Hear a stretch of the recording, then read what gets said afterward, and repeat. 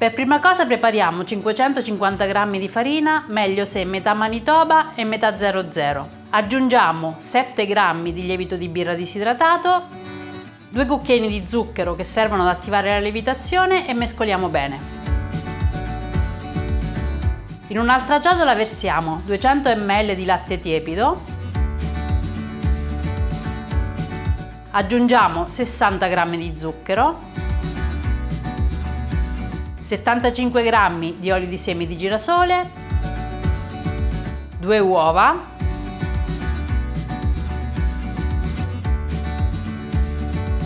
la scorza grattugiata di mezza arancia,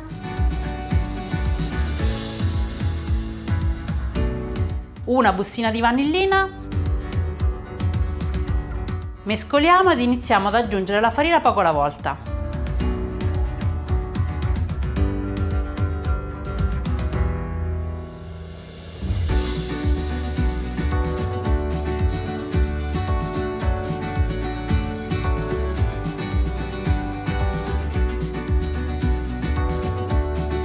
Quando l'impasto diventa più consistente, continuiamo a lavorare sul piano fino ad ottenere una consistenza morbida ed elastica.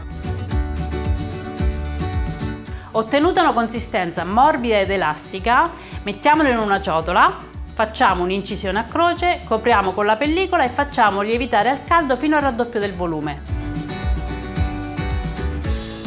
Ci vorranno circa 2 ore.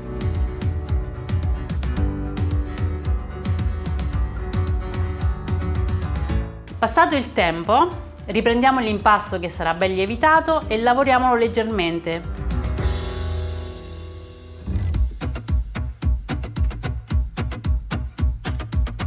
Poi, usando un matterello, stendiamolo fino allo spessore di circa 1,5 cm.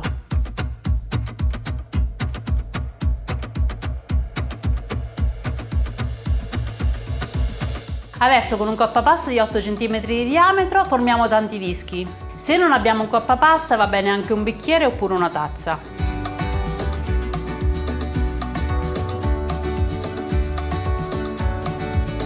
Appoggiamo i dischi sopra dei foglietti di carta forno che ci siamo preparati, sistemiamoli in una teglia,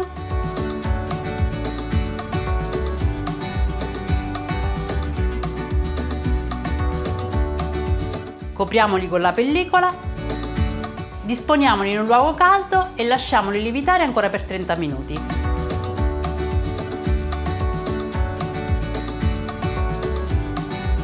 Dopo la seconda lievitazione è il momento di friggere, quindi facciamo scaldare dell'olio in una pentola. Quando l'olio è ben caldo iniziamo a friggere. La temperatura ideale è attorno ai 170 gradi. E con una pinza rimuovo facilmente la carta forno.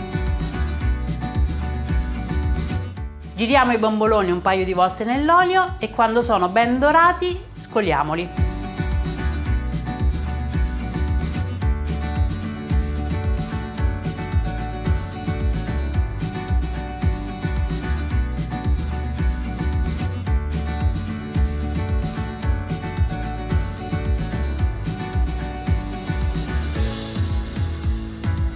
Una volta tirati fuori, quando sono ancora caldi, passiamoli nello zucchero.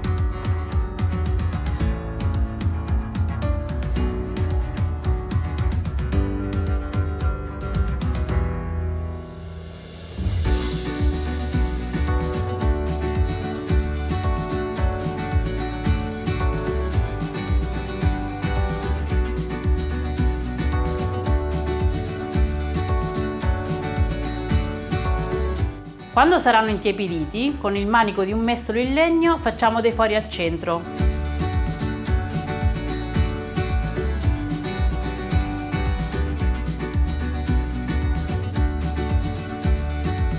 E riempiamoli di crema pasticcera aiutandoci con una sacca a poche.